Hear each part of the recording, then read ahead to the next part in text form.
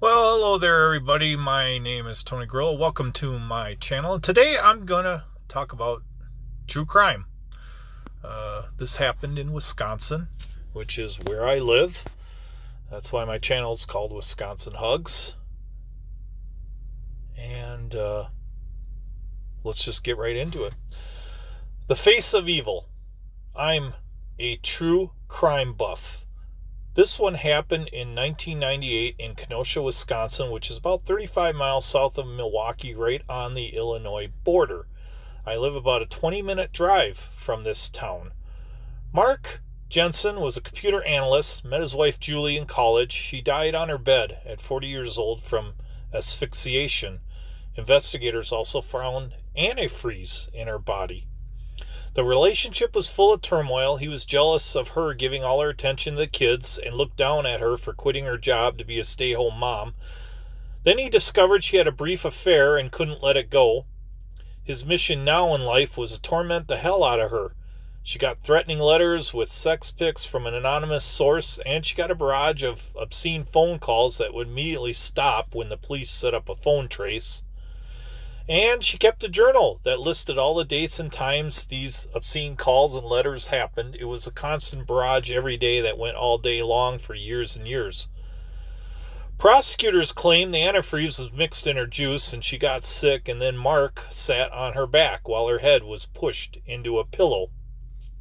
She even found his computer searches, which had stuff about how to get away with murder. When she confronted him, he simply dismissed her, saying she was being delusional. This happened so much she began to question her own sanity. Mark also began an affair of his own with a lady that worked in the office. He purely did this to get back at his wife. After the wife died and all her belongings were thrown in the trash the very next morning, he was heard asking his friends if it was too soon to move his girlfriend into the house. Julie also wrote a letter and gave it to a friend to give it to the police if she should die. The letter details how she believed her husband wanted to murder her. What really gets me is that she continued to stay in the house. His manipulation was so good she doubted her sanity, even though she believed he was going to kill her. Now, this letter is what made this case very interesting. The defense said the evidence was inadmissible because they couldn't cross-examine the witness. The prosecution argued that they had enough evidence to prove the defendant committed the crime, and therefore the letter should be admitted because he can't be allowed to profit from committing the crime of murder. Yeah, it's interesting they use that law. You know, that's a law that's out there. I think most people know about it. It's, you know, if you commit a murder, you can't write a book and make money off telling the story about you committing that murder.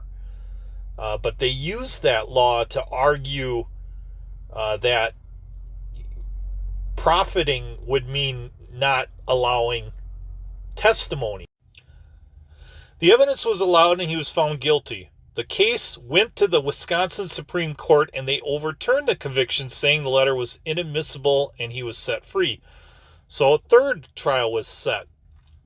The defense argued in the third trial that she was suicidal and hated her husband so much that she wanted to make her suicide look like Mark had killed her. And the defense brought in a bunch of witnesses that corroborated her story about her being depressed and suicidal. And this all led to a great moment during the trial when the prosecutor asked the diagnosing psychologist if he had ever come to the conclusion that a wife's depression could be caused by being married to a selfish jerk. The doctor was clearly put off by the question because he was testifying for the defense. The prosecutor kept hammering on that point until he finally asked the judge to make the witness answer the question, and he said yes. He has seen that a selfish jerk of a husband can be the cause of a wife's depression. Her family argued that Julie loved her boys so much that they were the reason she would never kill herself, and the boys were also the reason why she never left the house, even though she thought her husband was going to kill her. There was another great moment when Mark was being interrogated by police. He felt insulted that he had to come to the police station to answer questions, and the cop replied, "It's not normal for a 40-year-old wife to be found dead in her bed. That's why you are here." Finally, in February of 2023, 25 years after his wife's death in 1998, he was found guilty in the third trial. And I'll tell you one thing. The same prosecutor argued all three cases.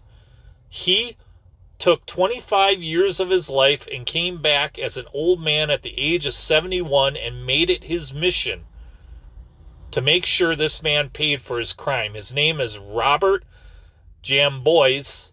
Hope I pronounced that right. And Wisconsin should be very proud of the work he did in nailing this guy. I included his pick in here as well. If you haven't watched any documentaries about Mark Jenson, this Robert Jambois, he was brilliant. I mean, the guy was absolutely brilliant.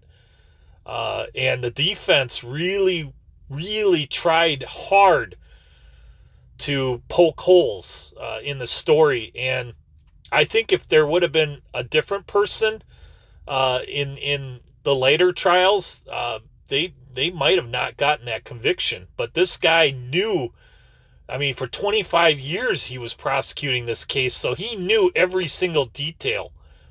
And that was he was a big reason why the prosecution won that case in the end.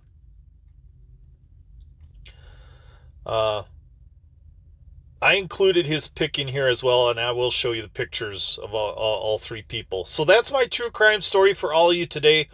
Murder is never the answer. The best revenge you can have is show that other person that hurt you and dumped your ass that you can have an even better and more happy life without them being in your life. That's called winning. So let's take a look at her. That was Julie Jensen. Yeah, she was beautiful, wasn't she? And look at how evil this guy looks.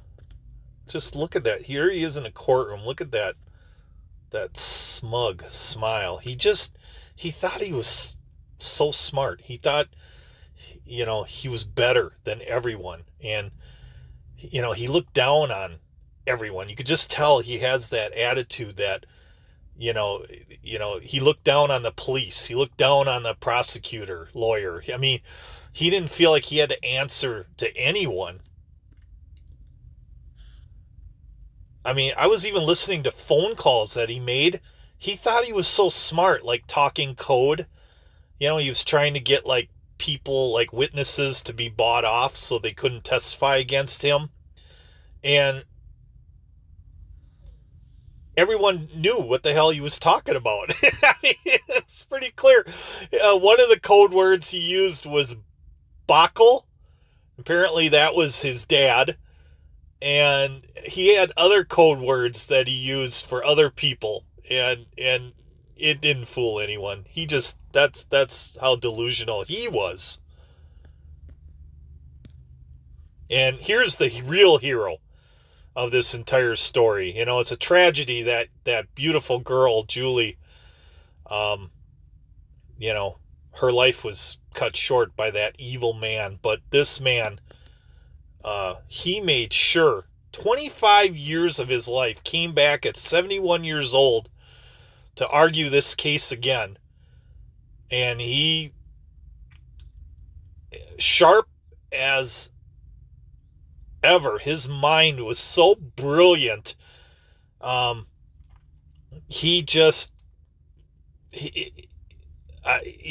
have to watch the documentaries about this guy and about this case to really fully appreciate the work that he did and what he did. And he's a hero. This guy is a true hero right here, a true Wisconsin hero.